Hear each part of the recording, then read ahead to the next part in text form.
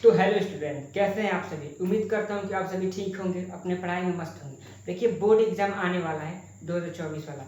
देखिए board exam में एक क्वेश्चन पूछा जाता है मुकलन मुकलन अलैंगिक में से बहुत सारे क्वेश्चन को पूछा जाता है। तो आज हम इसी टॉपिक्स को देखेंगे कि अलैंगिक जनन होता क्या है। देखिए अगर हम अलैंगिक जनन की बात करें तो ये जो होता है वो एक कोशिकीय में होता है, एक कोशिकीय जीव में होता है। सबसे पहले जान लेते हैं अलैंगिक जनन के बारे में कुछ। देखिए एक जनक के द्वारा ही नए संतान की उत्पत्ति होती है। देखिए अगर लैंगिक की बात करें तो इसमें 2 जनक की आवश्यकता पड़ती है, बट अलैंगिक जनन में केवल एक जनक से ही संतान की उत्पत्ति हो सकती है। जो संतान उत्पन्न होगा उसका जो गुण होगा वो सेम टू सेम जो जनक होगा उसके गुणों से मेल खाएगा। अर्थात हम कह सकते हैं कि जो उसकी आनुवंशिकता होगी वो जो उत्पन्न हुआ संतान उसके आनुवंशिकता के बराबर होगा। अब देखिए पादप और जंतु दोनों में ये पाए जाते हैं। देखिए अलैंगिक जो क्रिया होती है, जनन होती है, वो पादप और जंतु दोनों में पाए जाते हैं। कुछ खास प्रकार के जंतु भी होते हैं जैसे कि अमीबा, यूग्लिना। अब हम अलैंगिक जनन के प्रकार के बारे में पढ़ेंगे। कुल इसके 6 प्रकार होते हैं। तो आइए अध्ययन करते हैं अलैंगिक जनन के प्रकार। देखिए अगर अलैंगिक जनन के प्रकार की बात करें तो इसकी जो प्रकार होती है वो 6 प्रकार होती है। सबसे पहले हम 6 प्रकार को जान लेते हैं अच्छी तरह से। देखिए जो पहला प्रकार होता है वो होता है विखंडन, दूसरा जो होता है वो होता है खंडन, तीसरा मुकुलन, चौथा पुनरुद्भवन, पांचवा बीजाणुओं द्वारा एंड कायिक प्रसंग या प्रवर्धन। इसमें से जो सबसे प्रचलित है वो है मुकुलन, जिसको कि अधिकांश बोर्ड एग्जाम में पूछा गया है। सबसे पहले हम जानते हैं विखंडन के बारे में। विखंडन क्या है? देखिए अगर हम विखंडन की बात करें तो ये जो परिपक्व पादप कोशिकाएं हैं और सबसे पहले विभाजित होकर 2 कोशिकाओं में बढ़ जाती हैं, उसको हम विखंडन कहते हैं।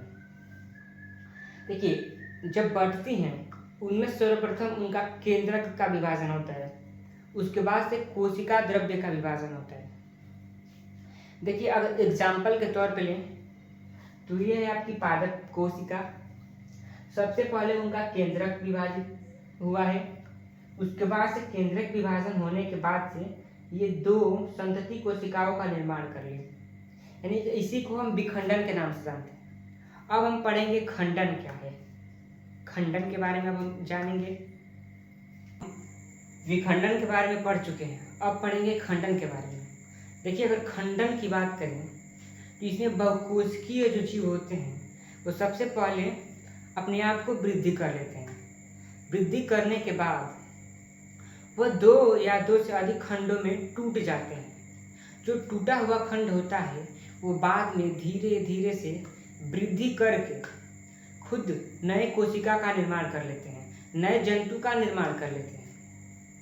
ये जो क्रिया होती है वो अधिकांश हाइड्रा में होती है। अब हमने विखंडन को भी जान लिया, अब हम जानेंगे मुकुलन के बारे में, जो कि बोर्ड एग्जाम की दृष्टि से बहुत ही महत्वपूर्ण टॉपिक है। आप सभी को जानना चाहिए इस टॉपिक को। हम पढ़ चुके हैं, अब पढ़ेंगे मुकुलन।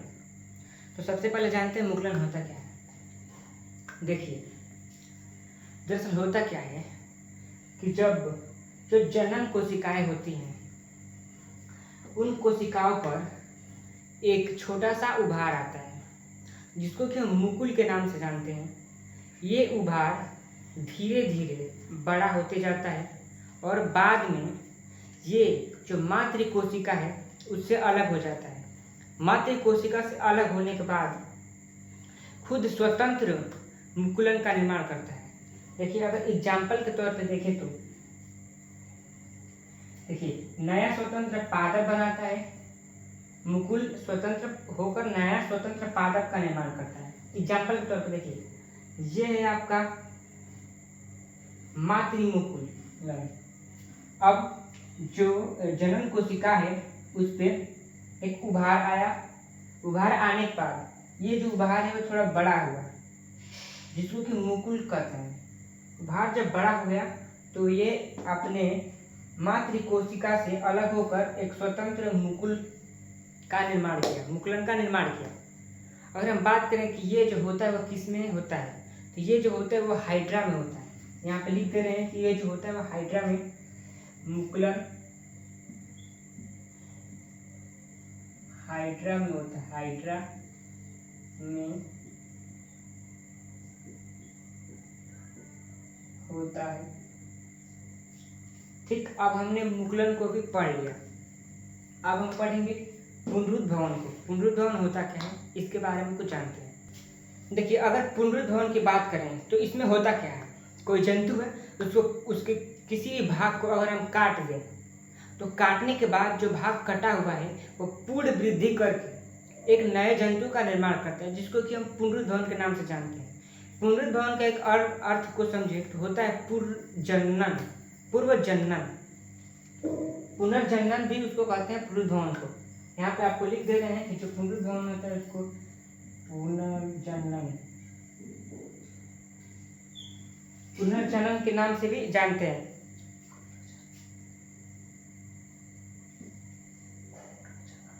ठीक, अब देखते हैं एग्जाम्पल के तौर पे। सबसे पहले होता क्या है, ये एक पूर्ण रूप से विकसित जीव है, उसके अंग को हमने 3 भागों में काट दिया।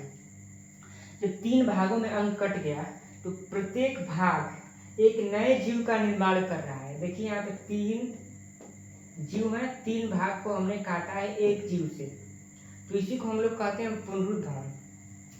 अब जो हम पढ़ेंगे बीजाणुओं द्वारा कायिक प्रजनन या प्रवर्धन द्वारा, तो इसको जाने दें कि बीजाणुओं द्वारा, क्योंकि ये इम्पोर्टेंट, उतना इम्पोर्टेंट नहीं।